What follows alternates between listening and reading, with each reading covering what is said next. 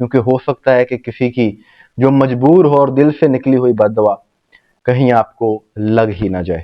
कोई खुदा दा खौफ करो।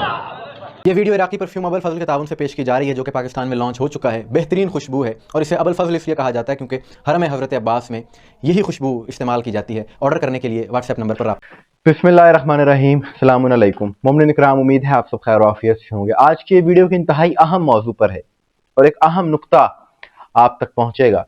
और मैं ये बात वाज़ेह कर दूं कि मैं यहाँ हुकूमत की, किसी सियासी जमात की, किसी मजहबी जमात की ना हिमायत कर रहा हूँ, ना मुखालिफत कर रहा हूँ, ना किसी के एजेंडे को प्रमोट कर रहा हूँ। मैं कुछ हकायक आपके सामने रखूंगा, ज़मीनी हकायक, और एक बात करूंगा और आपने फिर बताना है, अपनी राय का इजहार भी करना है कि क्या ये बात दुरुस्त है कि इस वक्त पाकिस्तान के जो हालात हैं, खुसूसन लाहौर मुरीद के, इंतहाई कशीदा हैं। बहुत सी जानों का ज़िया हो चुका है, जानी नुकसान हुआ है।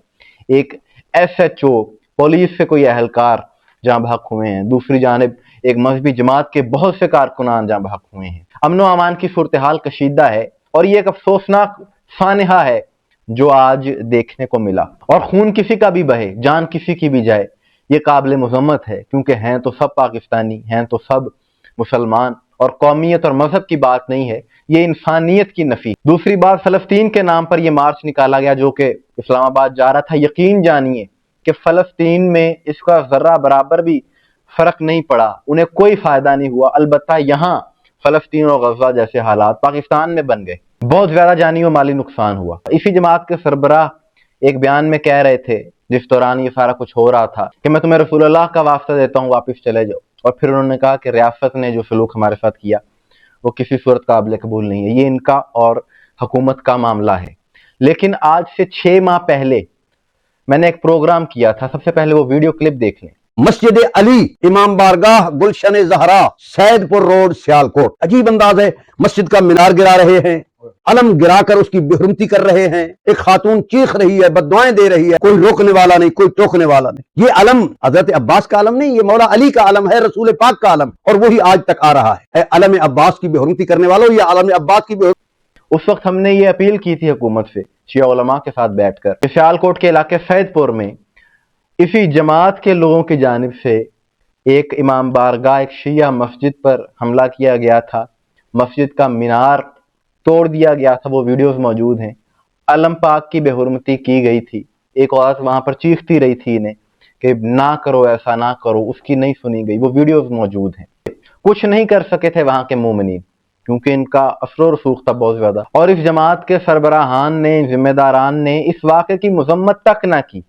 यानी आप देखिए, रसूलुल्लाह का नाम लेने वाले हैं ये, और रसूलुल्लाह के नवासे के साथ जो अलम मंसूब है, उस अलम की भी बेहुरमती की गई। उसके बावजूद कोई मजम्मती बयान नहीं दिया गया, या ये यहाँ तक नहीं कहा गया कि ये इस वाक़े की हम मजम्मत करते हैं। हम तो बड़े एहतराम से इनसे यही सवाल करते हैं कि आज इस जुल्म पर भी आपने इजहार मजम्मत किया है, काश के उस वक्त भी आप इजहार मजम्मत कर लेते।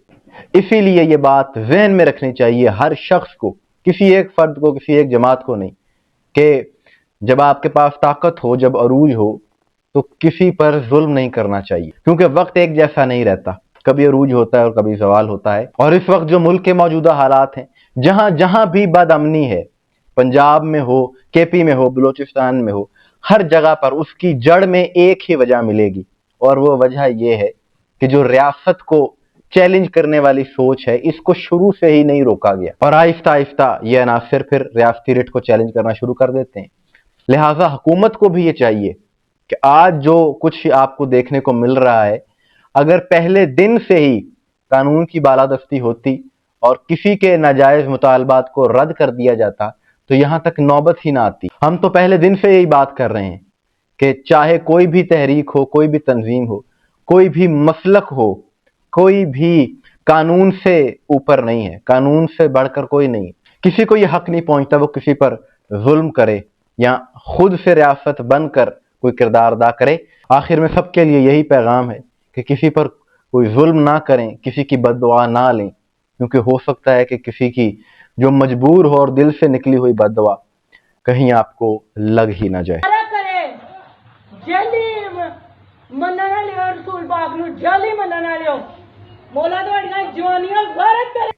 मोमिनीन इकराम, आपकी इस हवाले से क्या राय है कमेंट्स में ज़रूर बताइएगा। मुझे दुआ में याद रखिएगा। अस्सलामु अलैकुम वरहमतुल्लाह।